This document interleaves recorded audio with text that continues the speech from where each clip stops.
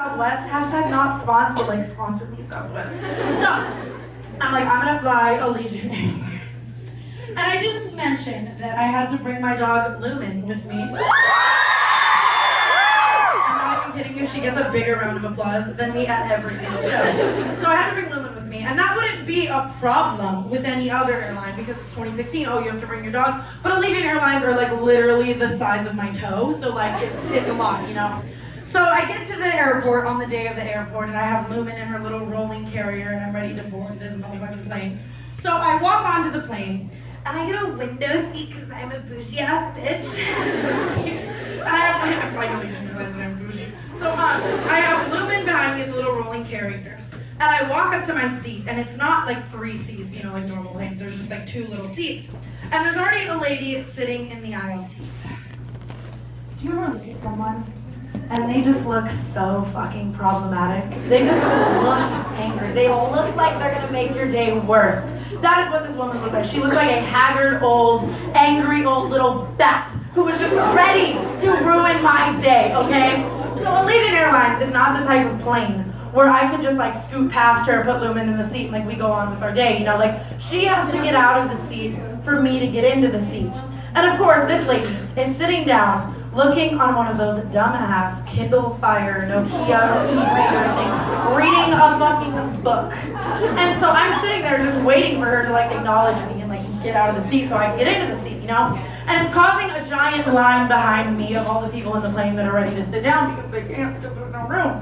So finally, I'm like, excuse me, do you think you can move out of the seat so that I can get in the seat and put my dog below me, you know, like right in front of me? And she looks up and she goes, don't you think you can put your rats in the overhead compartment? Your rats. Your rats. Your rats in the overhead compartment. Now, you guys know me. Hi, I'm Tana Mongeau. I'm a petty ass bitch when people try me. So I sit there and I assess the situation, and I look at her. I'm a comedian, guys, just kidding. And I go, well, if rats have to sit in the overhead compartment, what are you still doing in your seat? Everyone behind me laughed. I'm a comedian, thank you, Chelsea Handler, who. And so she gets up, and I put Lumen in the seat, and she's just, you know, giving me a dirty ass of whatever. And so I sit down on the plane, and I'm sitting on my phone. She sits back down. And do you ever just feel someone being like irked by your presence, just being annoyed by your presence for no reason? I get it, guys. Like, I'm a bleach blonde. I cuss a lot. Like, I don't wear a lot of clothing. You know, like it's freezing. I don't wear my clothes. But like, what did I do to this woman? Literally nothing. Like, I wanted to sit in my seat on the plane. I'm so sorry. And so I'm sitting there on my phone, like being problematic on Twitter or something like that. And she looks down on me. I can see her head move, and I feel her breath moving down my neck.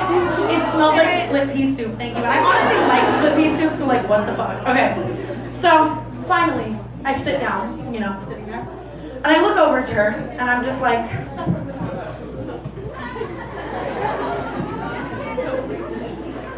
and I go, how can I help you? She goes, oh, guys, I wish I was making this up. She goes, 1. Now there's only one armrest. Just envision the tiniest, shittiest plane you can ever think of, okay? My arm is sitting on the armrest like this. And she goes, 1. I sat here first, so the armrest is mine. And moves her elbow on to the armrest. Like she assaulted me. I was shook. And then she goes, she's not done, I'm not done.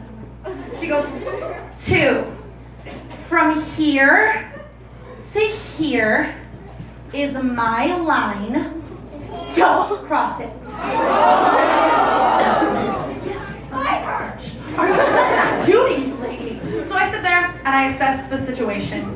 And do you ever just have a moment in life where you just can't help but laugh at someone else's stupidity? I mean, yes!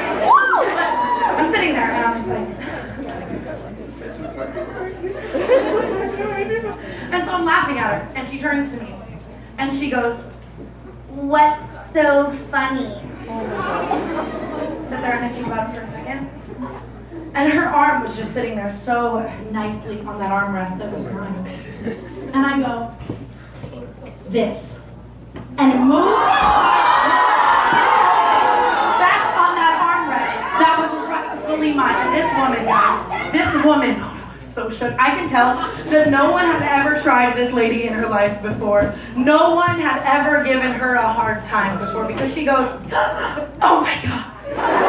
Security, I need a seat change, Security. Do you fucking think Allegiant planes have security first? Like, I know you're from like 1984 and you put a tampon in your vagina and never took it out and you're clearly out of life. But like, do you honestly think Allegiant Airlines has security? So the flight attendant clearly overheard all of it because the plane is this big.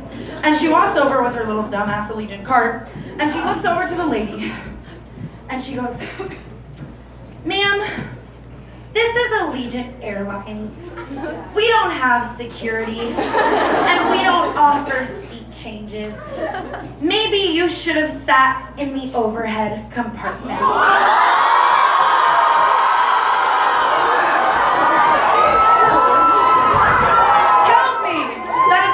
Best thing you've ever heard. The entire plane was laughing, and this woman was so shook. She literally went back to her fucking dumbass Kindle Fire and was like, the entire flight. She didn't say one more word, and I took that armrest, bitch. You better believe. So the plane lands, and everyone gets off of the plane, and I swear to God, this woman was the first fucking person off of that plane. She ran. I think she thought I was gonna like fight her or something like that, but like, guys, let's be real, I can't open a water bottle. So that was it for the story, but There is a little message behind it because I'm very sentimental, you know? so in life, there are always gonna be people that try you. There are always gonna be people that are bitter Beckys for no goddamn reason. There are always gonna be people that are rude as hell and treat you like crap for no reason. And I think that it is very important to not only laugh those haters off, but remember that it is not you and that it is them, and to remain positive. A wise girl named Swade Brooks once said to me, hurt people will hurt people. And I think that that is such an important thing to remember. So, in the spirit of laughing the haters off, do you guys think we should read some hate comments?